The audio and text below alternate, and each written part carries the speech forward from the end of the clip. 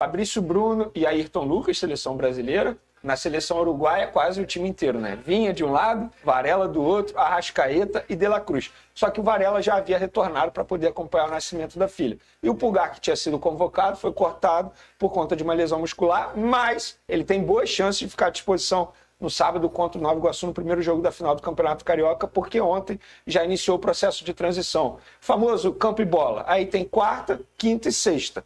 Acredito eu que ele fique à disposição. Se ele vai ser utilizado, aí a gente não sabe. O Tite, de repente, vai priorizar a utilização do Pulgar no jogo de terça pela Libertadores. E aí é uma estratégia do treinador Tite. E ele tem à disposição outros jogadores que podem suprir. Você acha que ele vai escolher? Olha, o que eu acho que ele vai botar alguns minutos o Pulgar em campo. Até por questão de ritmo de jogo, pensando na terça-feira.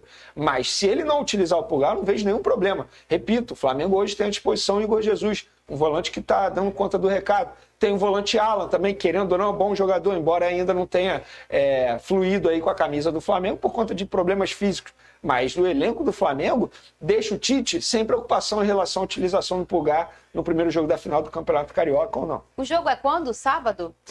Sábado. Porque é preliminar, né? Sim. Da grande final mesmo da Taça Rio. Que né? Que é a competição mais importante. De que é que você tá rindo? Não, inclusive o Botafogo pode ser bi. Eu acho importante comemorar isso. Usar faixa. Tá sentado.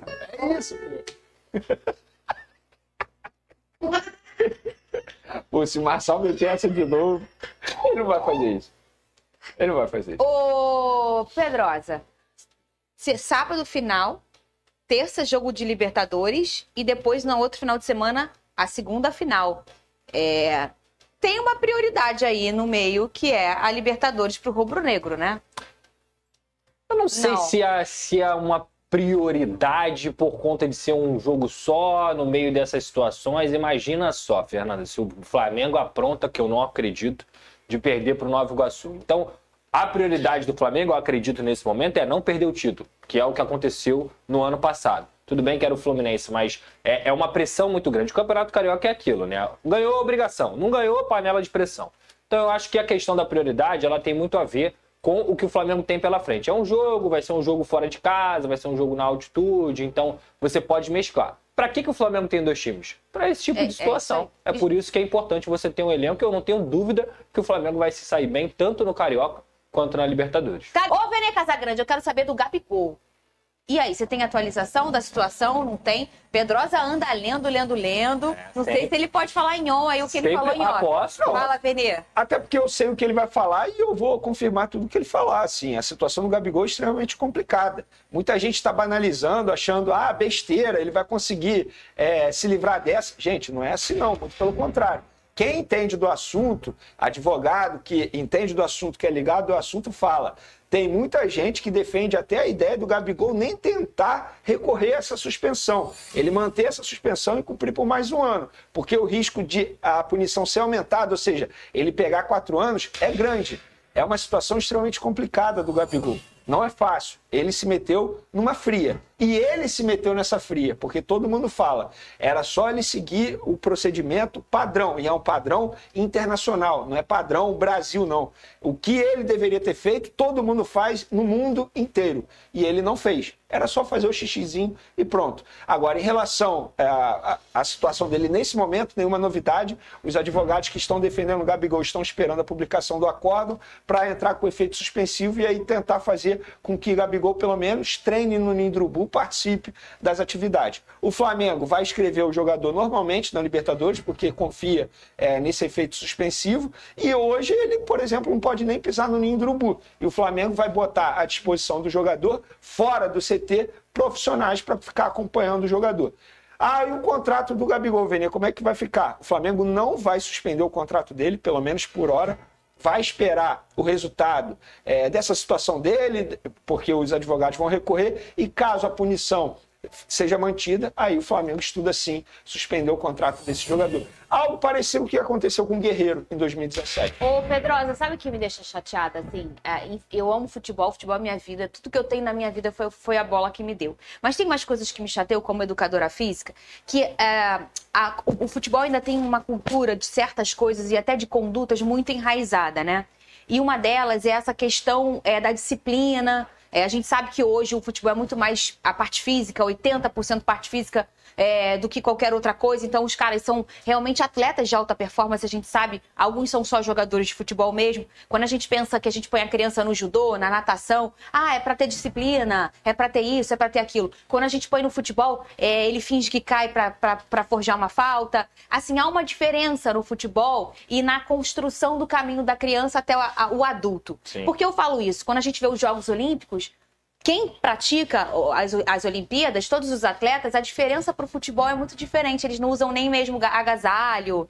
Por que tem essa diferença? E aí a gente entende que quando a gente olha os outros atletas e a relação deles com doping de respeito máximo, é como se fosse a polícia do esporte. No futebol, esse caso do Gabigol já tira a roupa de muitas situações até da conduta do futebol, do acima do bem e do mal, Pedrosa. Eu acho que o futebol é uma monocultura, né? O esporte futebol, ele é encarado de uma forma que nenhum outro esporte aqui no Brasil é encarado. Tudo bem que tem um apelo muito grande, é o esporte mais importante do Brasil, faz parte da nossa identidade, mas muitas vezes, eu não vou generalizar isso, mas muitas vezes você é ensinado a ser malandro no futebol. Você é ensinado a ser malandro. E é só no futebol. Porque se você não for malandro, você é o bobão. Você é o que não cumpre...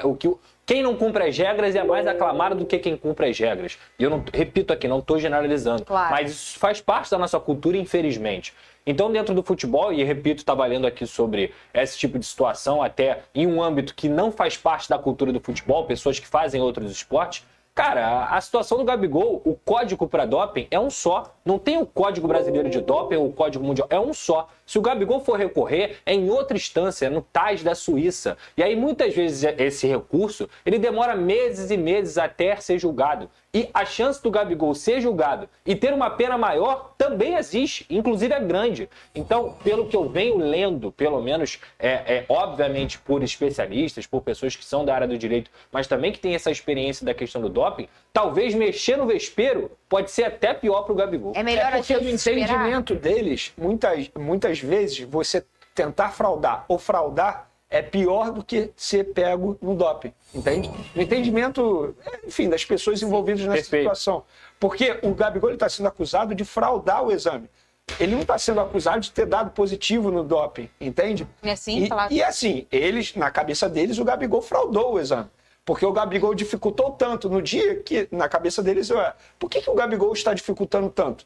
Sabe, era só fazer... E isso é uma coisa que a galera tem falado muito e a gente até entende, né?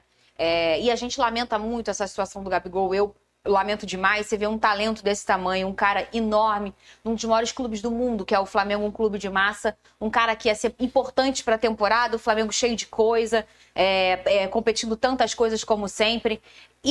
Mas poxa... mas poxa, e se... Aí é aquele jeitinho que o brasileiro sempre dá e tem pena do cara que não seguiu uma regra e pensa, mas não dá pra voltar. Em outros esportes é encarado como vergonha, filho. É isso. É encarado como vergonha mesmo. O cara fica manchado pro resto da vida. Repito aqui, o Gabigol não caiu no doping, mas a tentativa, claro, segundo o julgamento, ela é encarada como vergonha. E olha só, quando a gente fala fraudar, ele acaba caindo na fraude. Mas ninguém acha, e o entendimento não é por aí, de que ele tinha uma suspeita, ele ficou com medo e quis fraudar. Ele cai na fraude, mas é mais bobo do que isso. Ele só não seguiu uma regra. Eu acho que foi muito mais marra. Então, é isso. É mais bobo do que você... Meu Deus, eu tô com alguma coisa aqui. Meu Deus, eu acho que eu não vou tentar burlar, deixar aberto para ver se contamina o exame. Não é. Ele é um cara que provavelmente não tinha nada ali de substância. Ele só realmente... Não, eu não vou fazer agora. O Gabigol ele nunca gostou de fazer exame antidoping. A verdade é essa. E vários atletas não gostam mesmo de ter que ficar lá minutos e até horas depois, após a partida, para poder fazer esse exame. Nunca gostou. E, de fato, ele pode não ter gostado no dia de ter que fazer esse exame surpresa, o cara ficar acompanhando ele. Ele pode não ter gostado. Por isso que, no meu entendimento, foi muito mais marra. Na verdade, ele é mimado, né? Porque na cabeça dele ele pode ter pensado assim, não quero fazer isso agora, por que eu vou fazer isso agora? Só que eu acho que ele não tem entendimento de quão sério isso é.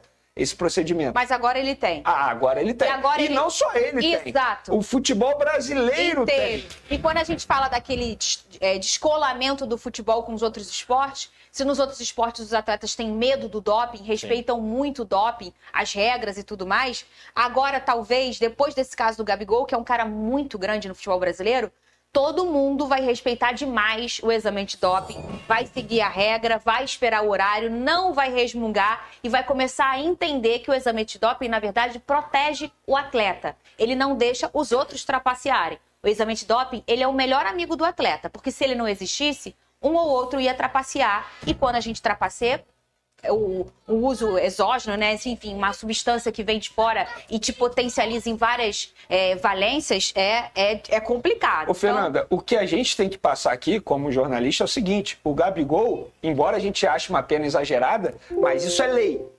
E ele pegou a pena mínima nesse caso, no artigo que ele está sendo acusado. Ele pegou a pena mínima. Ah, é exagerado. Isso aí é outro debate. A gente está falando de lei, não adianta. Então ele pegou a pena mínima e ainda está sendo ajudado pela pena ser retroativa.